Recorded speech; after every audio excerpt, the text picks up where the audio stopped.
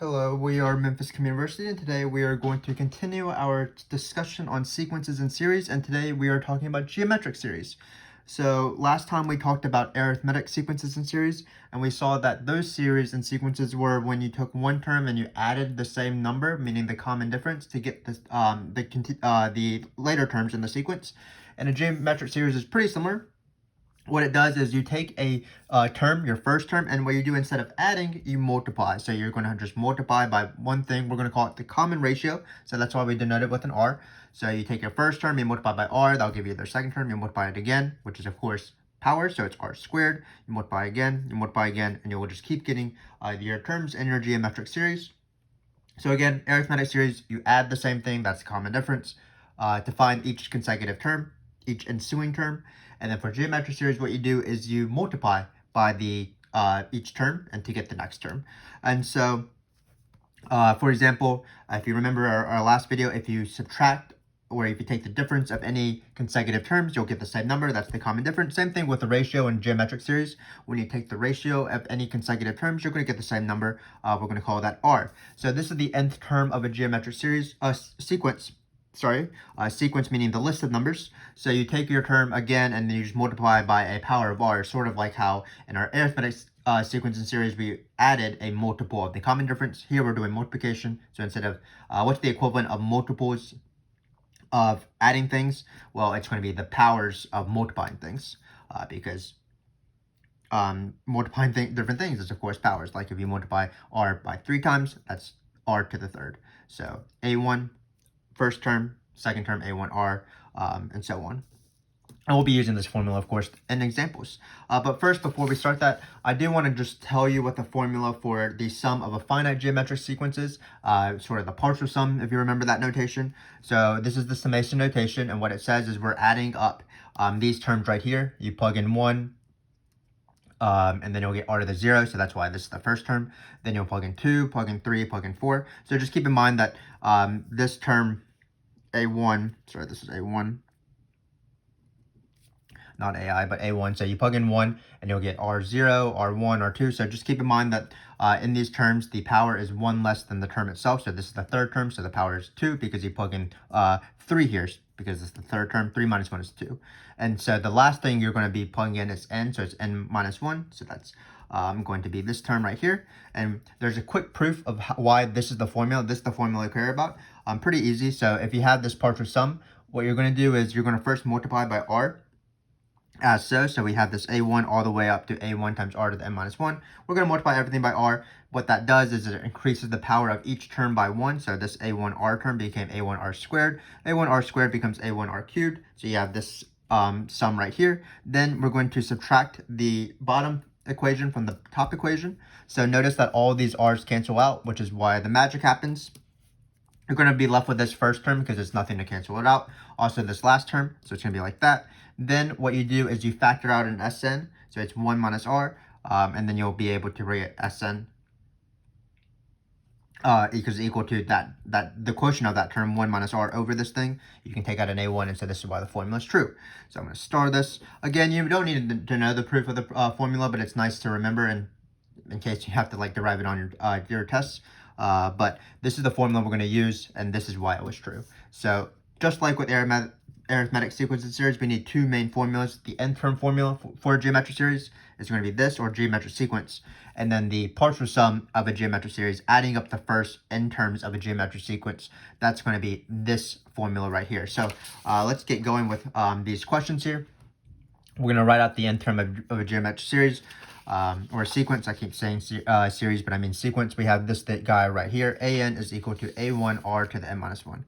So An is equal to A1 times R to the n minus 1. So for example, if we want to find the 18th term in a sequence, we're going to plug in 18 here. So it's going to be R to the 18th minus 1, R to the 17th times that first term. So A1 is the first term, R is the ratio. Same thing here. We already talked about the formula for the partial sum of the first n terms, adding up the first n terms of a geometric sequence. That's going to be this formula right here. If you want, again, you can have it as A1 minus A1R to the n. You can factor FOIL this A1 in there. But as you'll see, we actually like it where A1's on the outside of everything, just keeping it nice and pretty.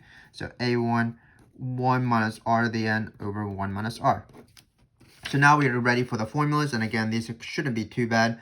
Let's take this first one, for example. If a geometric series has first term 3, that's 3 is going to go into A1, and a common ratio -2, then find the 7th term of the sequence. So I'm going to write A7 for the 7th term, and again, you just employ this formula, A1 being the first term, R being the ratio, everything is given, so it shouldn't be too bad. A1 is 3 here, first term is 3, common ratio is -2, so we're going to raise -2 to some power, because that's how it works.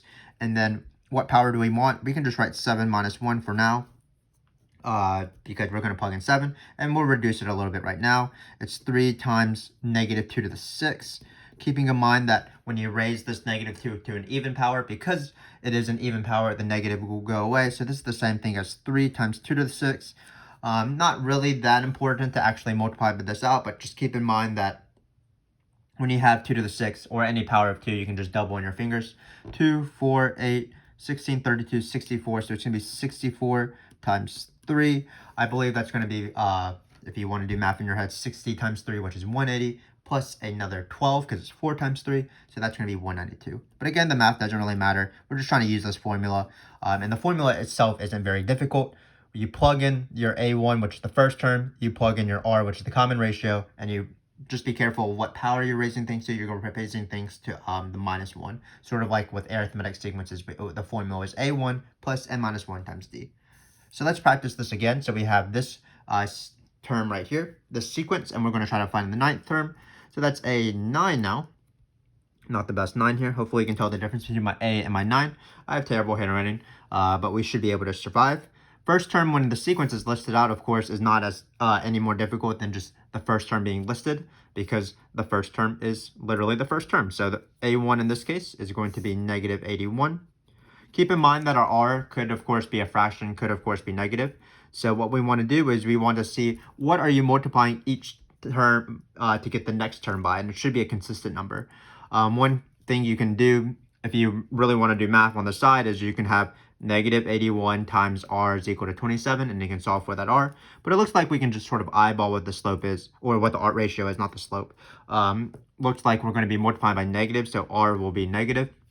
Certainly nothing wrong with that. And then it looks like we're dividing by 3. Of course, dividing by 3 is the same thing as multiplying by 1/3. So I'm going to argue that this term right here is going to be -1/3, the ratio, because you're multiplying by -1/3 to get this. You're multiplying -1 to get this. Probably the easiest one is to see that -9 times -1/3 is 3, and so we're consistent.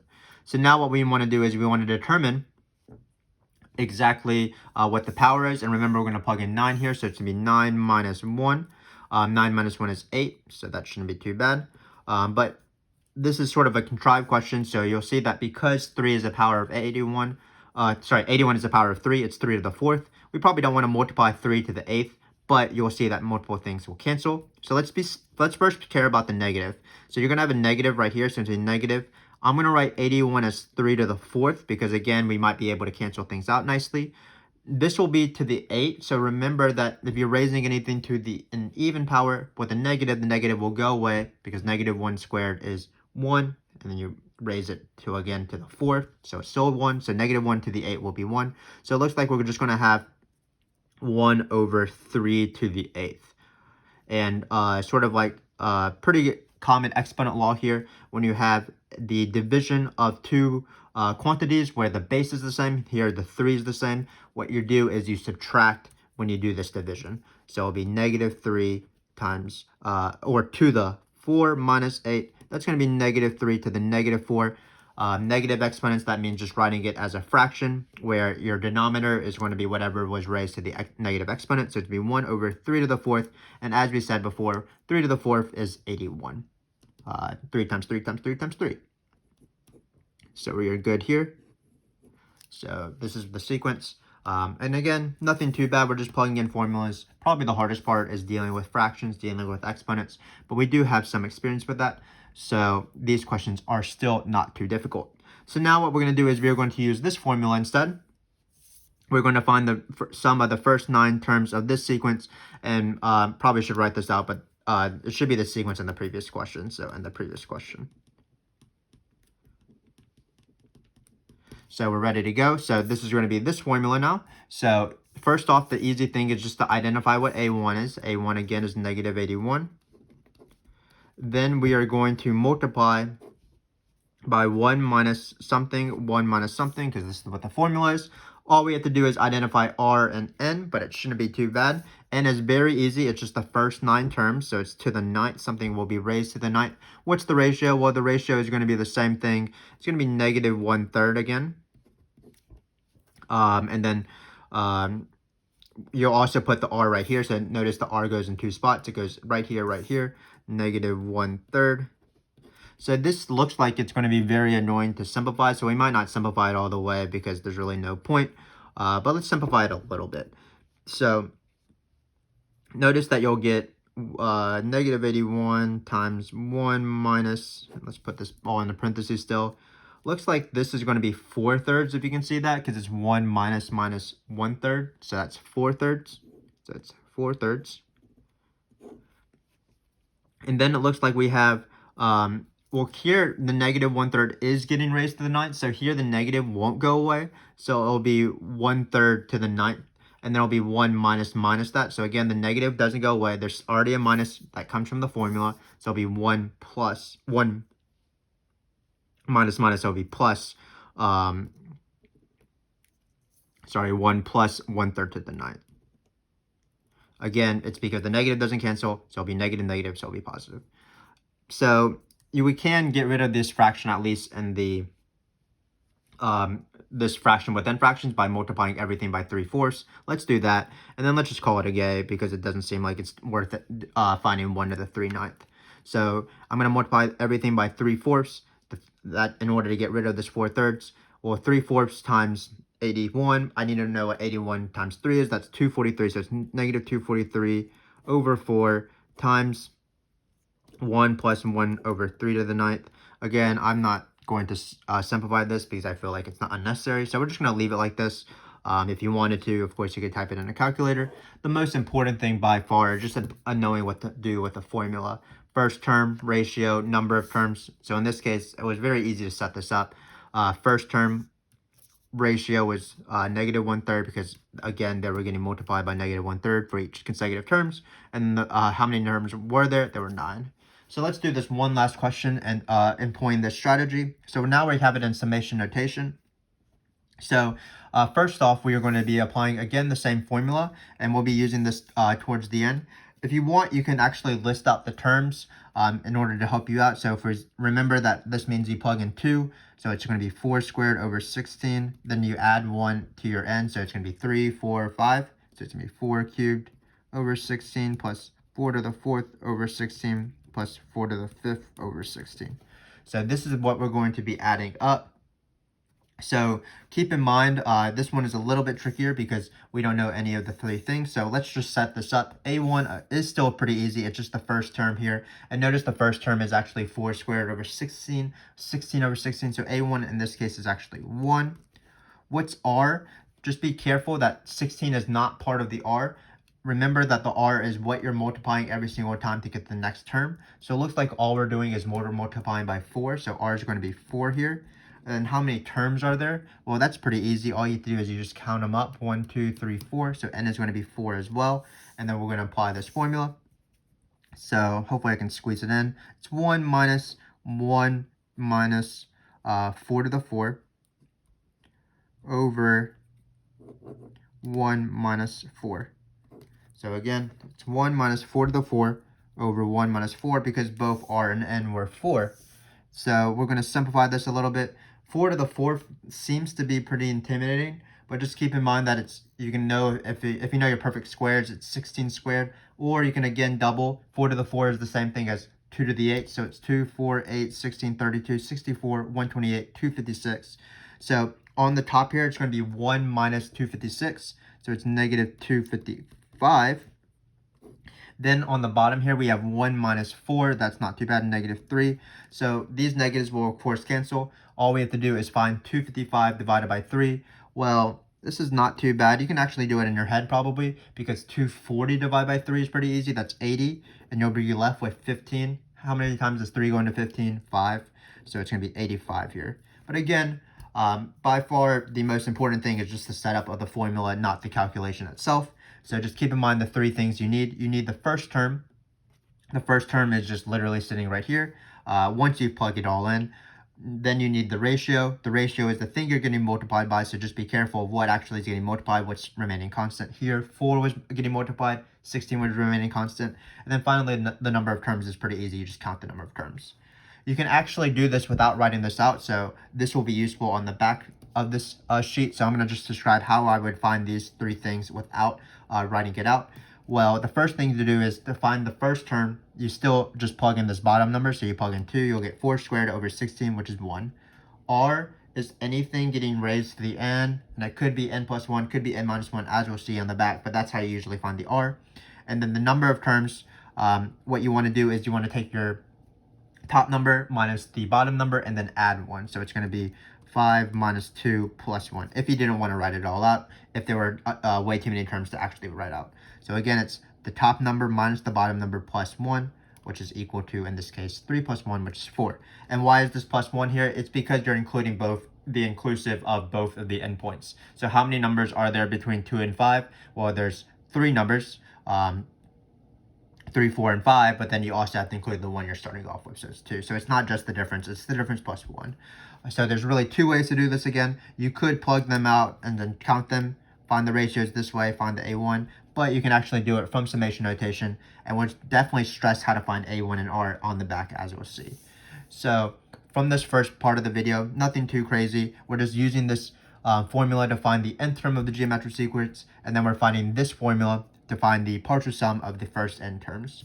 But what's by far more important is actually finding the sum of an infinite geometric series, because this will come up when you're doing calculus. It's part of a BC topic where you're talking about sequences and series, and you're seeing whether infinite series converge or not. So I'm going to describe the process. So basically what we're doing is, instead of going to n, we're going to infinity. And what's going to be sort of the miracle is that even if we're going to infinity, we're adding up an infinite number of things. If there's a certain scenario that is fulfilled, we're actually going to get a number even after you add an infinite number of things, which is sort of the miracle of what we're doing here. And the main reason why this is true is that if you take a small number, meaning a number less than 1 or an absolute value less than 1, when you multiply it by itself, it gets smaller. So for example, if you have 1/2, 1/2 times 1/2 is 1/4. When you multiply it by again by 1/2, you'll get 1/8. When you multiply by again by 1/2, 1/16. So because the denominator is getting bigger in that list of numbers, that means that the powers of r are getting smaller because you have a bigger denominator and you're dividing by the same thing. So what happens is that even if you're adding an infinite number of terms, you're eventually adding very, very small things. Even by 1 over 16, 1 over 32, 1 over 64, 1 over 128, even those things are so small, so that as they get smaller and smaller and smaller, even though you're adding an infinite number of things, you're basically adding things that are 0. So that's how allows us to find a finite. That allows you, to find the finite sum of an infinite geometric series. So just keep in mind what happens when you plug in infinity. Well, if you have a ratio, again, that's a fraction less than 1, this term right here is actually going to be 0. It's going towards 0. It's getting smaller and smaller and smaller and smaller. Well, when we do 1 minus 0, we'll just get 1 on the top. So actually this formula becomes very easy, and it's the formula that we're going to be using, the most important formula in this video. It's going to just be A1 over 1 minus R, if the r is less than 1 in absolute value. We do need the r's to be getting smaller. If the r's are getting bigger, of course, if you add an infinite number of things that are getting bigger, you're not going to get a finite number. So this formula only holds for r's being in this range. But when r is in this range, the miracle is that when we add up that infinite geometric series, we'll be able to just get this formula right here, and that's going to be the sum. So we're going to be adding an infinite number of things, and we actually know exactly what it converges to, or what the sum actually is. It's this term right here. So let's practice this. Again, there's 2 things that are important. We don't even have the number of terms anymore because the number of terms is infinity. So the 2 things that are important are just the first term, A1. And keep in mind that, again, for the first term, you don't really need to list them out. The first term, all we're going to do is we're going to plug in the bottom number. So you plug in the bottom number for this. And then for the r, what you want to do again, the r is, of course, the ratio. So you want to look at what is getting raised to the n, so that's the thing getting multiplied every time. So things getting raised to the n. Or it could be n minus 1, n plus 1, because, again, that's getting raised to the n, because you're going to multiply that term consecutively for that ratio. So things getting raised to the n. And then once we have that, we're just going to apply the simple formula, and we're going to be good to go. So we have a lot of practice here, so let's just get started. So in this case, we have negative 0.8. Well, first off, you want to verify that your r is less than 1 in absolute value so that you can use this formula, but of course it is. So this is 0.8. I don't know why I wrote an absolute value bar again, so let me just try to, sorry, I'm struggling here, but that's going to be less than 1. So let's just not look at this, and let's go for the formula. So it's a1 over 1 minus r. So keep in mind that while we tested that the r's absolute value is less than 1, the formula uses just the r itself. So in this case, what is the r? Again, it's the thing getting raised to the n. So in this case, it's negative 0.8. So don't plug in 0.8, it's negative 0.8. The formula has a minus, this has a minus, so that's why when we write this, it will actually be a plus. It'll be 1 plus 0.8. What's the first term? Well, the first term is actually very easy. Again, always you just plug in the bottom number here, so it's n equals 0. Anything to the 0 or a finite number to the 0 is 1. Negative 0.8, we can write that out. Negative 0.8 to the 0, which is 1. So we just have this formula. So miraculously, if you added up this infinite sum, you would get this term right here, 1 over 1 plus 0.8. Let's just simplify this because I don't really like decimals within fractions. So it's going to be 1 over 1 plus 8 tenths, because 8 is 8 tenths or 4/5. When you add this together, this is going to be 1 over 18 tenths then, because, of course, 1 is 10 tenths, plus 8 is 18 tenths. This is just going to be 10 over 18. We can simplify this to be 5 over 9. So miraculously, when you add these together, when you add up all these terms, you're just going to get the magical number 5/9. And this is why this is fairly interesting in my opinion. So let's just keep going though. So in this case, what is the a1? Well, the a1 is you just plug in 1. Looks like it's going to be negative 4 because it's negative 4 to the 1. That's negative 4 over 5 to the 1 minus 1. That's 5 to the 0, which is 1. Then r is the thing getting multiplied, or the thing getting raised to the n, or the n minus 1 or something like that. In this case, it's going to be negative 4, but also over 5. One way you can verify this is just find the first term, which is what we did, then find the second term. The second term would be negative 4 squared over 5, and you'll just see what did I do to go from the first term to the second term. What did I multiply by? And you'll see that's negative 4/5. So as we do these questions, it's just identify things getting raised to the n, and that's your ratio.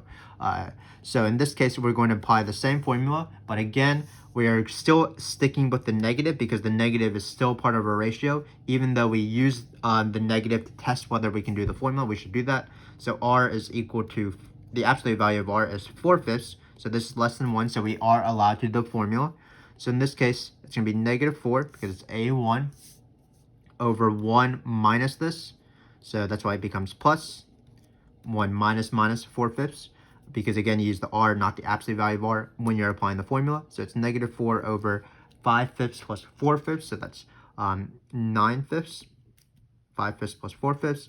Then we're just going to simplify this. Again, dividing by a fraction is the same thing as multiplying by the reciprocal, so it's negative 20 over 9. Let's box these answers as our sort of trophies for doing the question correctly. So now we're just going to keep going. Same thing over and over again, and we have 4 more examples. Let's get going. What's a1? A1, again, you just plug in. Looks like we're going to get 3 to the 0 on the bottom, which is 1. 2 over 1 is 2, so we have that. And then here, keep in mind that it's unlike the previous question, because in the previous question, the numerator and the denominator were both raised to the n. In this case, it's just the denominator. So don't write r being 2/3 or 3. Just keep in mind that it's still in the denominator, so that means that it's going to be 1/3 is the ratio. If you wanted to, the first term would be 2, the second term would be 2/3. How do you go from 2 to 2/3? You multiply by 1/3. We're good to go with the test because absolute value of r in this case is going to be the same thing as r because it's absolute value and it's positives. So this is 1/3. Again, all you have to do is see if this is less than 1. We are good to go. So then all we're going to do is apply the formula. 2 over, and in this case, or in every case, it's 1 minus the formula. But now it's actually minus because there's no negative in the ratio. So it's 1/3. 1 minus 1/3 is, of course, 2/3. So that's going to cancel this out. So you're going to get 3 here because it's going to be 2 times 3 halves. So again, what this means is that if you take this series, which is just going to be 2 plus 2/3 plus 2/9 plus 2/27 plus 2/81, when you add them up, miraculously, you're just going to get 3 if you added them up all the way through infinity, which is why we're doing this, just to appreciate and sort of understand how infinity works. Infinity is certainly a tricky topic. Let's go for this one in this case. So A1 is going to be 6/5 because you just plug in 1, 6 over 5. Then R is 6/5 because it's the thing getting raised to n. And notice the entire fraction is getting raised to n. We actually don't have to apply the formula here, and it would actually be wrong to apply the formula because in this case, R is greater than 1. Absolute value of R is greater than 1. Because the absolute value of R is 6/5. So actually we don't do the formula at all. We just say it does not exist. Because once you take the powers of 6/5, as you add up those terms that are getting bigger and bigger, they're not going to 0, so you're not going to be able to get a sum. Whereas, for example, if you're adding 1/3, powers of 1/3, well, those terms are going to be going to 0, so when you add up an infinite number of zeros, that allows you to find the sum. So we have 2 more questions. We have E and pi. In this question, but again, it's not that much more difficult. When we plug in 1 here, it'll be 1 minus 1. 1 minus 1 is 0, of course, so you have e over pi to the 0, e over pi to the 0. Even if e over pi is pretty complicated, it's still to the 1 because it's finite. So now what we want to find is the r. R is the thing getting raised to the n, or the n minus 1, n plus 1. So similarly to the previous question, it's going to be e over pi. But keep in mind that e over pi is less than 1 in this case, because e over pi, e is around 2.7-ish, pi is around 3.1, so this is less than 1. So let me write equal here, actually, and this is less than 1. So unlike the previous question, we do have to apply the formula for this guy right here. It's going to be 1 over a1 over 1 minus r, a1 being 1 over 1 minus r. A little bit weird of a fraction to simplify, but anytime you have fractions, you want to use common denominators. So it's going to be 1 over pi minus e over pi, so that's the common denominator.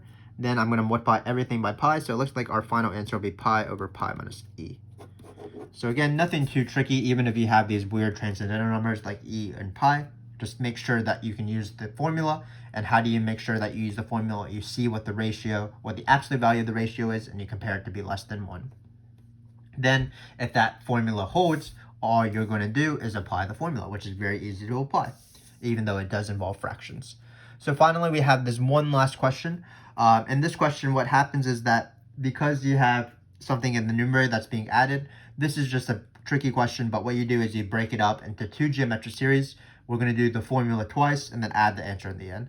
So in this case, we can rewrite the sum as the sum of n equals 0 to infinity of 3n over 5 to the n. Then we are going to add it to this sum right here. Sorry, my sigmas aren't too incredible, but it's 2 to the n plus 1 over 5 to the n. So all we're going to do is we're going to do a over 1 minus r twice.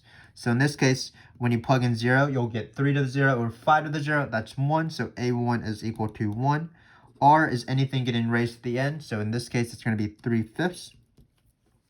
For this guy right here, you're raising to the 0. Even if they don't match here, it only affects the a1. So a1, that'll be 2 to the 1 over 5. That's going to be 2. R is still the things getting raised to the n plus 1 or n. You can again verify that if you listed out a few terms and see what each term is getting multiplied by. So in this case, it's going to be 2/5 because it's 2 to n is getting raised. Sorry, 2 is getting raised to the n plus 1. 5 is getting raised to the n. So all of that is part of the ratio. Then what we're going to do, keep in mind that we're allowed to do the formula because both of these ratios are less than 1. So all we have to do is find this formula. Apply the formula twice and add them together. So it's going to be 1 over 1 minus 3/5. Again, we're allowed to do the formula because the ratios are the numbers we want, less than 1 in absolute value. Then we're going to do it again, 2 over 1 minus 2/5. We're going to add these bad boys up and we will be good to go. So 1 over 1 minus 3/5, that's 1 over 2/5, plus 2 over 1 minus 2/5, that's 3/5. So we might be running out of space here. So perhaps we won't be able to simplify everything as much as we want, but this is going to be 5 halves because you flip it. This is going to be 10 thirds because you multiply, dividing by 3 has the same thing as multiplying by 5 thirds. So 2 times 5 thirds is 10 thirds. So 10 thirds. Let's see if we can do the math in our head. So it looks like our common denominator will be 6. And then it's going to be 20 because that's 20. 10 thirds is the same thing as 26. Plus 15 halves because that's the same thing as, or 15/6, which is the same thing as 5 halves. So it's going to be 15 plus 20, which is 25. So we sort of rushed at the end with the computation. Again, throughout this entire video, what wasn't important was the actual computation itself. The most important thing, we're setting up the formula. We talked about 3 formulas today. The nth term of a geometric sequence, which relies on which term you want, the first term and the ratio. Same thing with the partial sums, or adding up the first n terms. You need the first term. If you want, you can write SN here, but you can write the first term, you need the ratio, and you need the number of terms. Then on the back here, we practice the infinite geometric series formula, one of the most famous formulas when you're dealing with sequences and series. And what it is it says the sum of an infinite series miraculously is just a1 over 1 minus r, keeping in mind that the absolute value of r needs to be less than 1. So hopefully this video has been useful for you. You've been able to sort of learn about geometric sequences and series, the nth term, the partial sum, and the infinite sum. Join us next time as we talk about binomial theorem. But until then, thanks again for watching, and I will see you then.